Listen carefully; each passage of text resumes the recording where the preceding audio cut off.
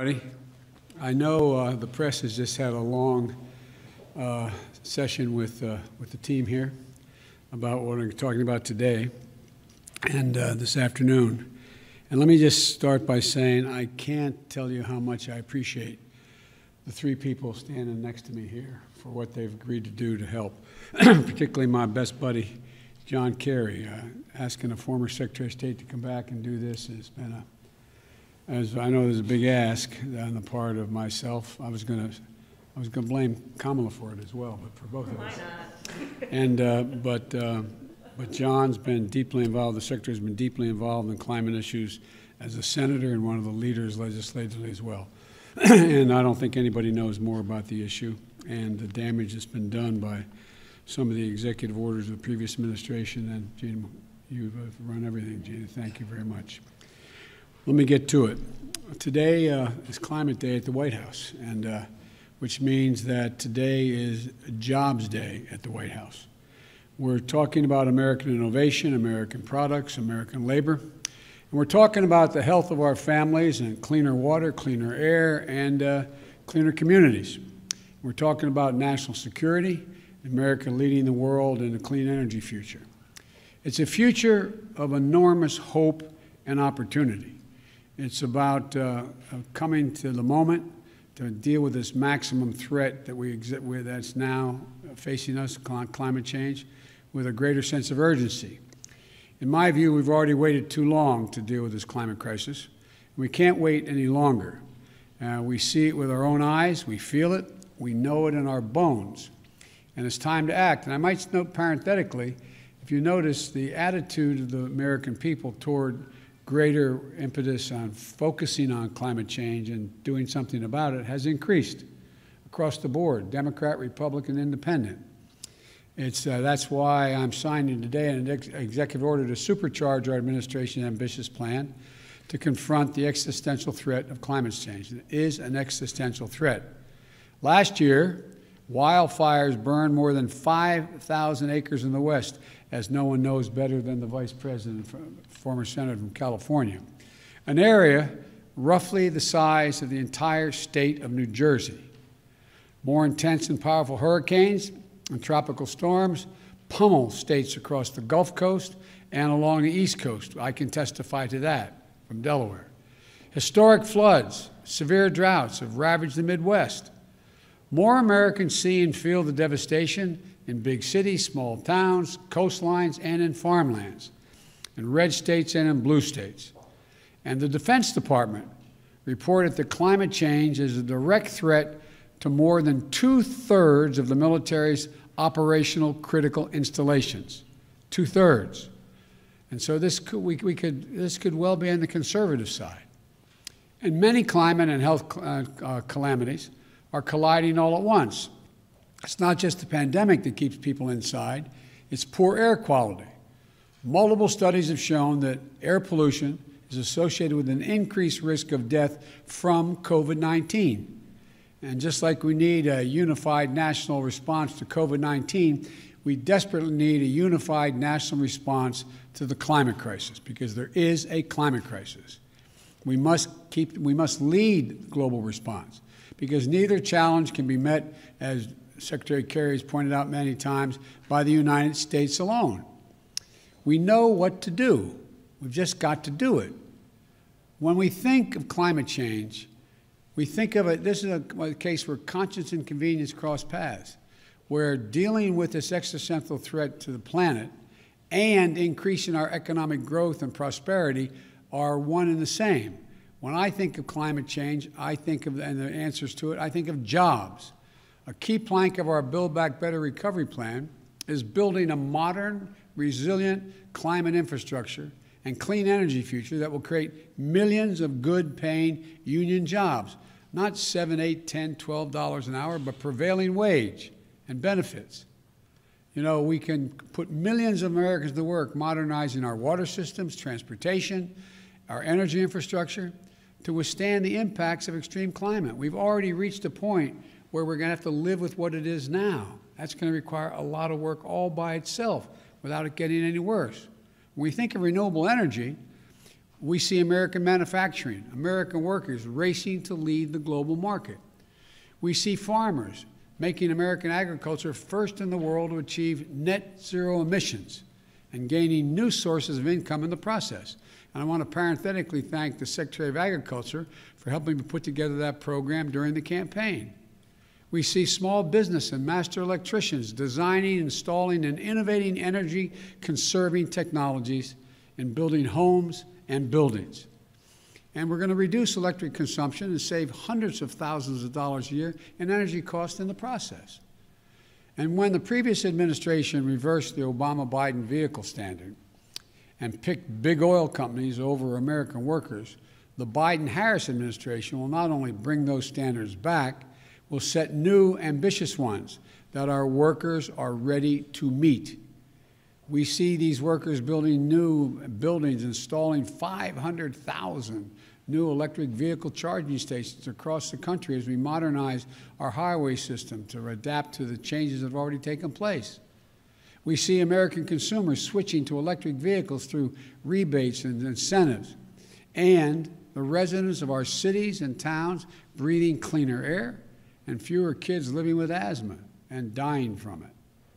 Now, not only that, the federal government owns and maintains an enormous fleet of vehicles, as you all know.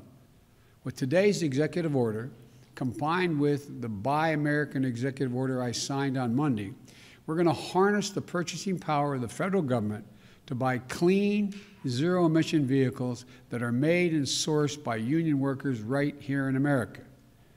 With everything I just mentioned, this will mean 1 million new jobs in the American automobile industry, 1 million.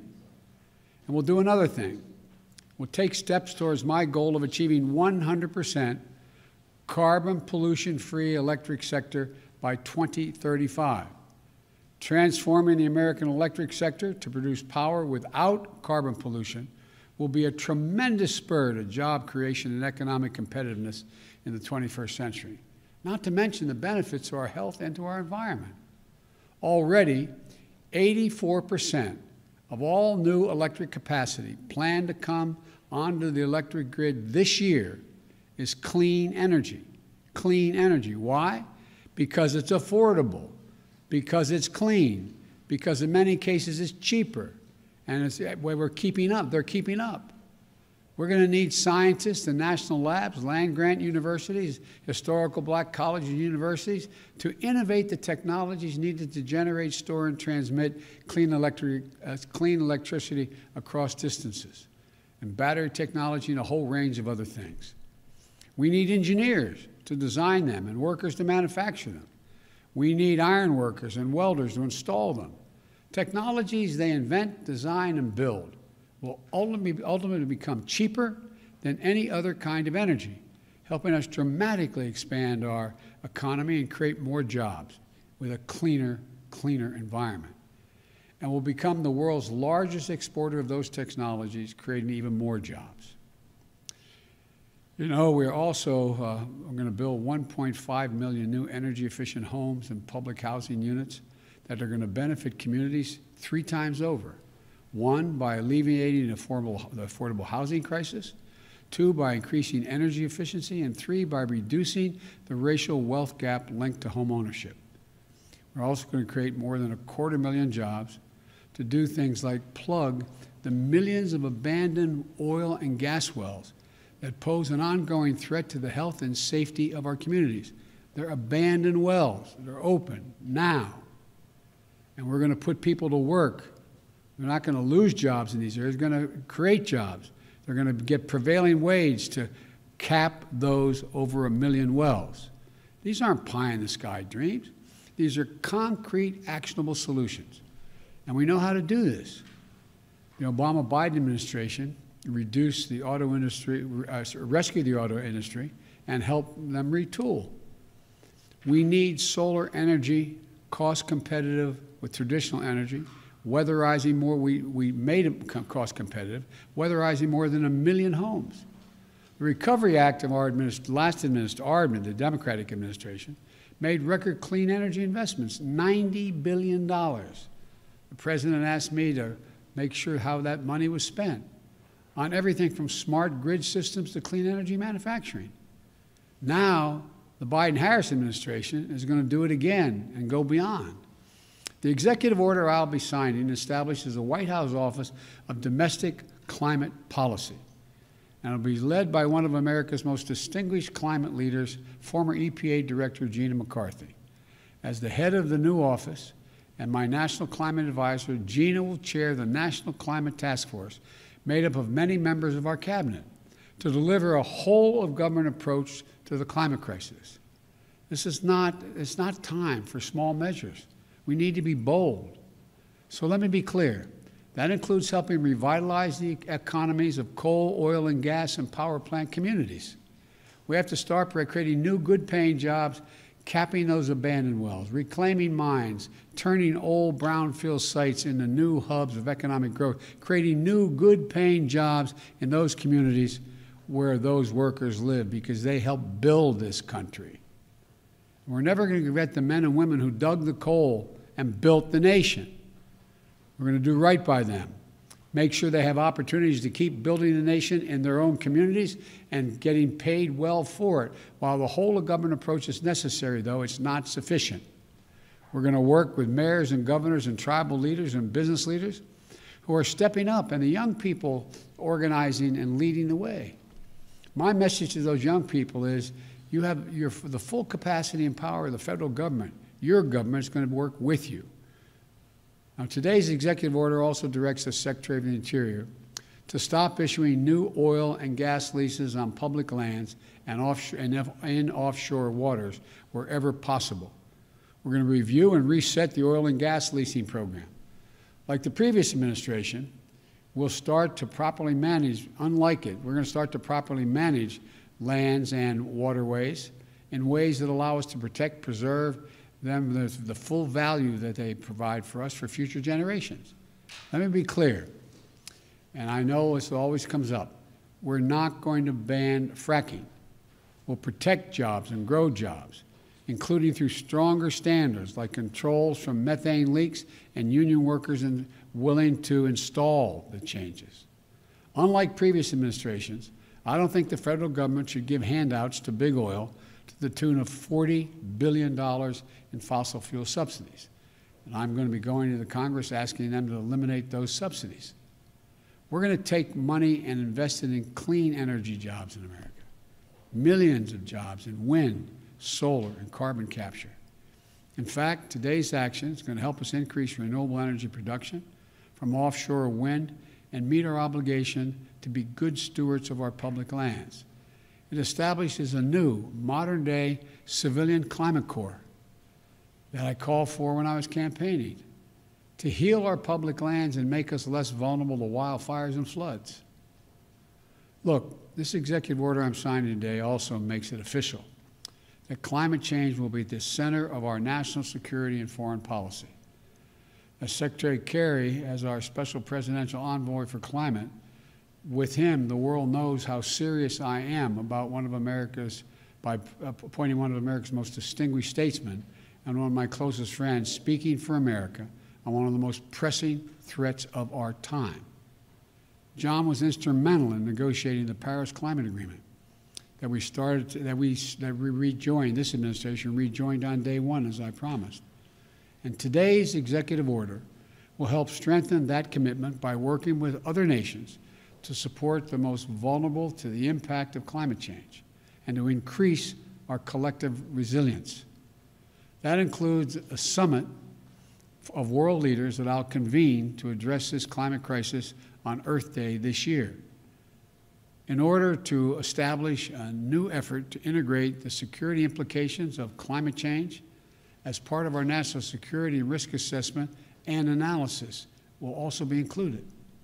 With this executive order, environmental justice will be at the center of all we do addressing the disproportionate health and environmental and economic impacts on communities of color, so-called fence line communities, especially those communities, brown, black, Native American, poor whites.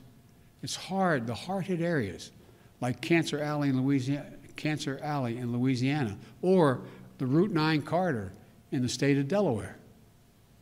That's why we're going to work to make sure that they receive 40% of the benefits of key federal investments in clean energy, clean water, and wastewater infrastructure. Lifting up these communities makes us all stronger as a nation and increases the health of everybody. Finally, as with our fight against COVID-19, we will listen to the science and protect the integrity of our federal response to the climate crisis. Earlier this month, I nominated Dr. Eric Lander, a brilliant scientist who is here today to be the director of the Office of Science and Technology. I also nominated another brilliant scientist, Dr. Frances Arnold and Dr. Maria Zuber, to co-chair the President's Council of Advisors on Science and Technology, so-called PCAST, that President Eisenhower started 6 weeks after the launch of Sputnik. It's a team of America's top scientists charged with asking the most American of questions: what next? What's the next big breakthrough? And then helping us make the impossible possible. Today, I'm signing a presidential memorandum making it clear that we will protect our world-class scientists from political interference and ensure they can think, research, and speak freely and directly to me, the Vice President, and the American people. To summarize this executive order, it's about jobs, good-paying union jobs. It's about workers, building our economy back better than before. It's a whole-of-government approach. Put climate change at the center of our domestic, national security, and foreign policy. It's advancing conservation, revitalizing communities in cities and on the farmlands, and securing environmental justice. Our plans are ambitious, but we are America. We're bold. We're unwavering in the pursuit of jobs and innovation, science and discovery. We can do this. We must do this, and we will do this. I'm now going to sign the executive order to meet the climate crisis with American jobs and American ingenuity. And I want to thank you all. I'm going to go over and sign that now.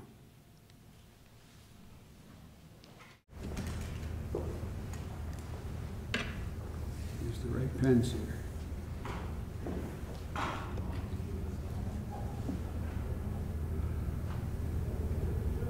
The first order I'm signing is tackling the climate crisis at home and abroad.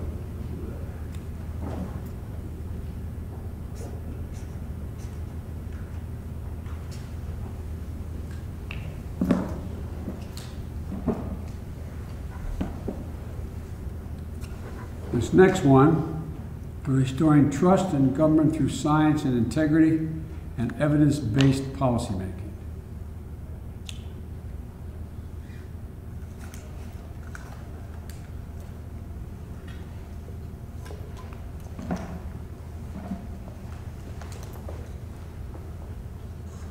More here. And this last one is the President's Council on Advisors on Science and Technology established.